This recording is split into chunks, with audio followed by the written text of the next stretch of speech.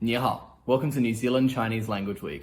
我是马特，来自英国。我到现在学了4年中文，我是在 ICT 做人力资源顾问，很高兴认识你。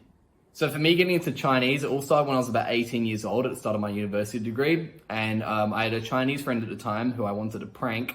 So I learned Chinese in secret for about 3 months and then just started speaking to him in like relatively beginner level Chinese. And from there, just sort of realized that, it's a pretty fun language and it's a lot different from what I'm normally used to speaking. And I just kept going from there. 4 years down the track and here we are. In terms of the opportunities I got as a result of speaking Mandarin Chinese, there were a lot of opportunities that came up in university for me to work in various companies that were Chinese owned. And essentially they were looking for people that could speak the language, but understood the local market. And unfortunately, you can only really get a proper understanding of what New Zealanders are looking for if you've lived here for a long time, which I have.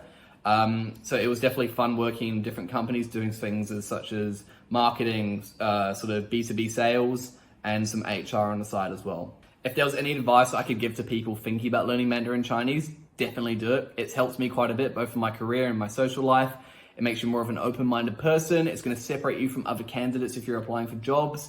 And it's definitely a fun language to sort of mess around with. It's always funny when you go into a restaurant and you start speaking it to the waitress there and, you catch them off guard sort of thing. It's definitely the language that you're going to use the most out of other languages in New Zealand. My favorite expression in Mandarin Chinese is definitely 随便. It just means don't care, whatever. It's definitely my go-to answer to a lot of questions.